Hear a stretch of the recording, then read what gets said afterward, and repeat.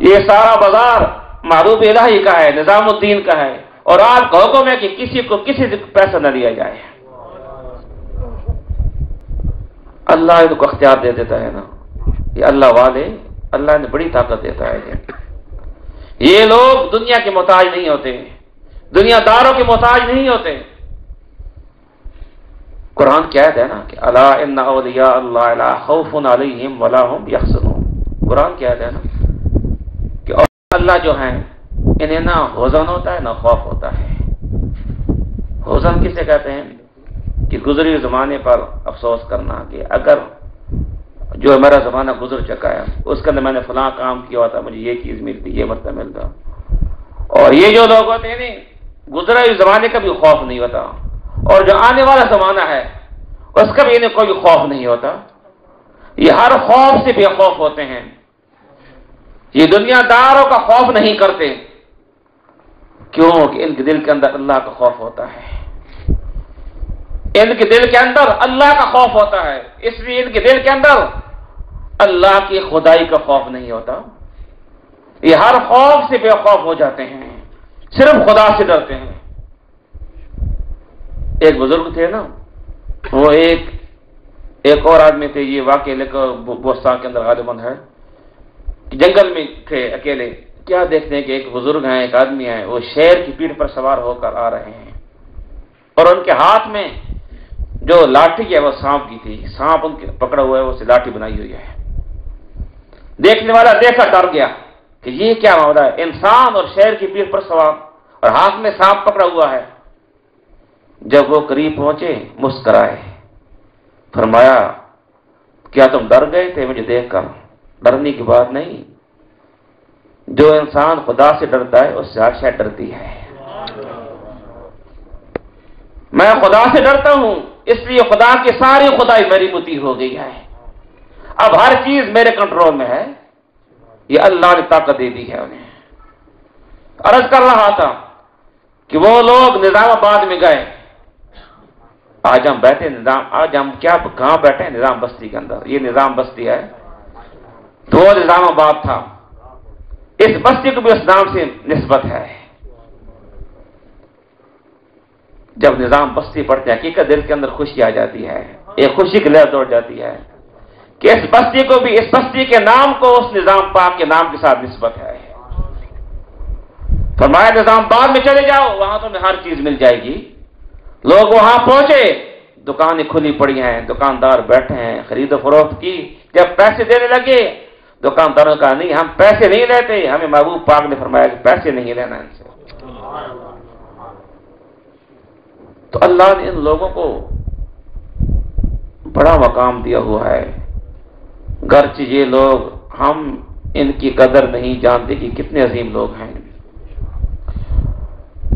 تو نظام الدین محبوب الہی رضی اللہ تعالیٰ عنہ، آپ کا لقب محبوب الہی، اللہ کے محبوب، بہت بڑا لقب ہے۔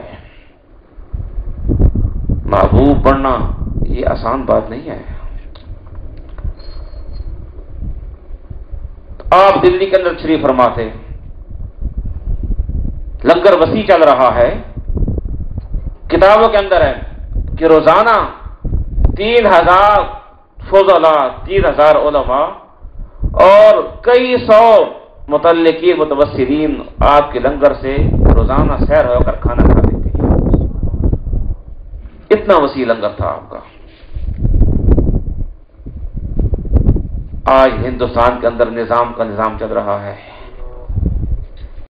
روحانی حکومت بھی ہے اور جسمانی فیض بھی لوٹایا جا رہا ہے۔ کتنا اللہ نے مقام عطا فرمایا ہے آپ کو۔ یہ لوگ بڑے کریم ہوتے ہیں، کسی کو اپنے درگاہ سے خالی نہیں لوٹاتے۔ ایک آدمی تھا نا فقیر، وہ آپ کی بارگاہ میں حاضر ہوا کچھ لینے کے لیے، شہرت سنی تھی کہ نظام چل رہا ہے، بہت بڑی خانقاہ ہے، ہر کسی کو ملتا ہے۔ وہ فقیر تھا، حاجت مند تھا، لینے کی چلا گیا۔ جب وہاں پہنچا، اتفاق سے اس وقت آپ کے پاس کچھ نہ تھا، فرمایا بیٹھ جاؤ، جب کچھ آئے گا میں تمہیں دے دوں گا۔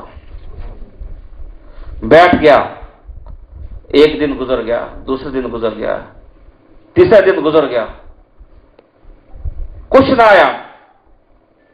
پھر آپ نے فرمایا میرے پاس اب صرف اپنی جوتیاں ہیں، یہ لے جاؤ، میری جوتیاں لے جاؤ۔ وہ فقیر جوتیاں لے کر چل پڑا، جا رہا ہے جوتیاں لے کر۔ اتفاق سے اس وقت دلی کے اندر امیر خسرو نہیں تھے۔ امیر خسرو آپ کے محبوب غلام ہیں، حضرت امیر خسرو۔ محبوب پاک فرماتے ہیں کہ اے خسرو، اگر شریعت کی اجازت ہوتی، اگر شریعت اجازت دیتی تو میں وصیت کر جاتا کہ خسرو کو میری قبر میں دفنانا، خسرو کو میرے ساتھ دفن کرنا، یہ میرے رازوں کا امین ہے، یہ میری محبت کا امین ہے، اس کی قبر میری قبر ایک ہونی چاہیے اگر شریعت اجازت دیتی تو۔ وہ خسرو دلی میں آ رہے تھے واپس، راستے میں انہیں اپنے پیر کی خوشبو آئی، محسوس ہوئی۔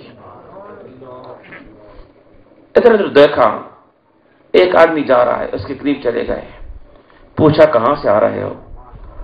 بتایا کہ میں اس طرح دلی میں گیا تھا، یاسپور کے اندر خانقاہ نظامیہ میں گیا تھا، محبوب پاک کی بارگاہ میں حاضر ہوا تھا کچھ لینے کے لیے، تو آپ نے مجھے اپنی جوتیاں عنایت فرمائی ہیں۔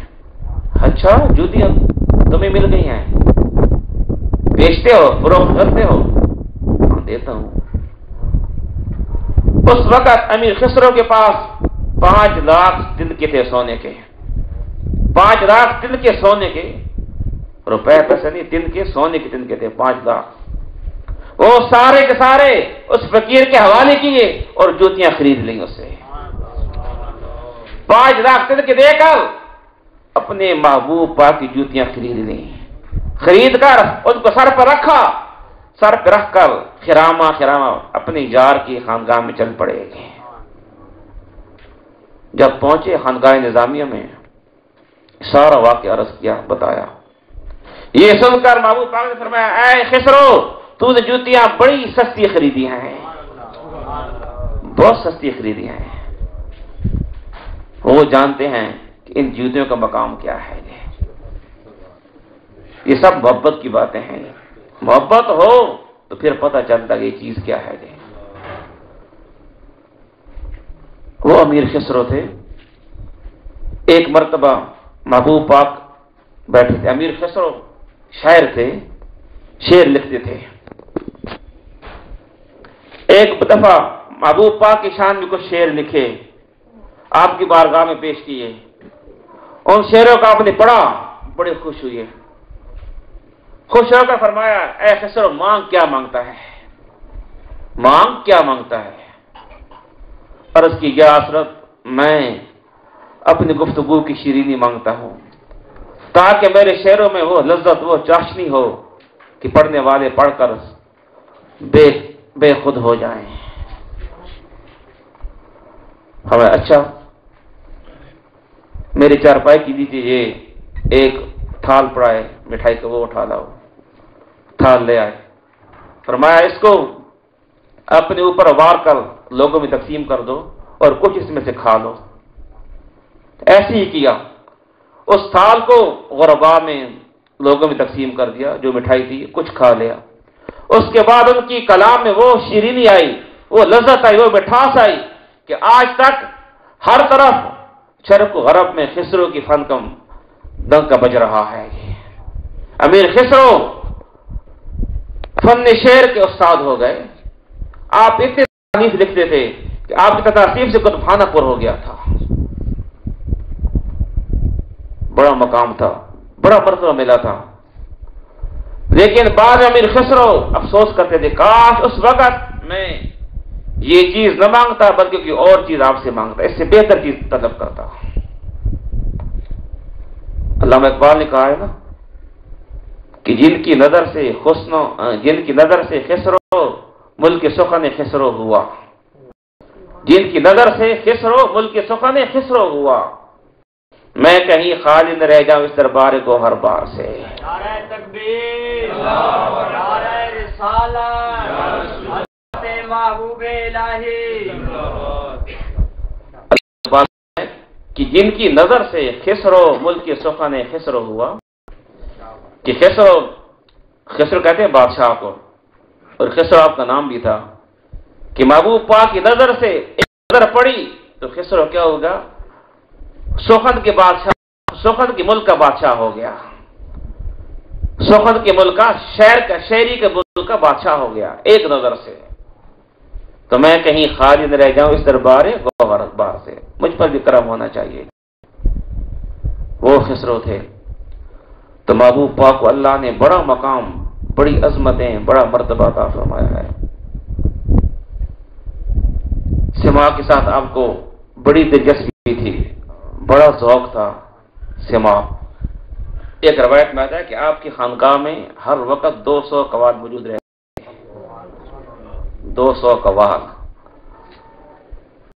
سما ہم بھی سنتے ہیں، ہم تو دل کے اندھے ہیں، ہمیں کیا جانے کہ اس کے اندر کیا چیز حاصل ہوتی ہے۔ اب کے دور میں ایک آدمی تھا، وہ سما کا بڑا مخالف تھا، خلاف تھا سما کا۔ اس وجہ سے وہ محبوب پاک کا بھی اتنا عقیدت مند نہیں تھا۔ ایک مرتبہ وہ آدمی کسی بزرگ سے ملا، اور اس آدمی کے اندر خضر علیہ السلام کے ساتھ ملاقات کی خواہش تھی کہ میری ملاقات ہو جائے، مجھے زیارت ہو جائے خضر علیہ السلام کی۔ دل کے اندر یہ چاہت رکھتا تھا، یہ خواہش رکھتا تھا کہ مجھے خضر کی ملاقات ہو جائے۔ وہ ایک بزرگ سے ملا، اپنی خواہش کا اظہار کیا کہ میں چاہتا ہوں کہ مجھے خضر علیہ السلام کے ساتھ ملاقات ہو جائے، مل جاؤں ان سے۔ اس بزرگ نے فرمایا اگر تو ملنا چاہتا ہے خضر علیہ السلام کے ساتھ ہو تو تم حضرت محبوب پاک کی بارگاہ میں چلے جاؤ، ان کی خانقاہ میں چلے جاؤ۔ وہاں جس وقت محفل سما ہوتی ہے، اس محفل کے اندر خضر علیہ السلام حاضر ہوتے ہیں، وہاں تمہیں خضر علیہ السلام مل جائیں گے، وہاں تمہیں خضر ملیں گے۔ وہ یہ سن کر بڑا حیران ہوا کہ خضر علیہ السلام اور محبوب پاک کی محفل سما، کیونکہ دل میں خواہش شوق تھی خضر صاحب ملنے کی، خانقاہ میں جب محفل سما شروع ہوئی، اس محفل کے دوران اس کی خضر صاحب ملاقات ہو گئی ہے، مل جاتا ہے۔ اس کے بعد اس نے اپنے کیے پر ندامت کی، بڑا پریشان ہوا، آپ قدموں میں گرا، معافی مانگی اور آپ کا پکا متقد ہو گیا ہے۔ تو اللہ نے آپ کو بڑا مرتبہ، بڑا مقام عطا فرمایا ہے۔ ایک مرتبہ محفل سما ہو رہی تھی، حضرت بابا صاحب قرص پاک کے سلسلے میں دلی کے اندر آپ کی محفل سما تھی۔ اس محفل کے اندر آپ نے اپنے دوستوں کو بلایا، اور ملتان کے حضرت شیخ رکن الدین رضی اللہ تعالیٰ عنہ، آپ اتفاق سے دلی میں آئے ہوئے تھے، آپ کو بھی دعوت دی کہ آج حضرت بابا صاحب عرس ہے، آپ بھی شرکت فرمائیں اور محفل میں حاضری دیں گے۔ حضرت قطب الحق الدین بھی تشریف لے آئے، محفل سے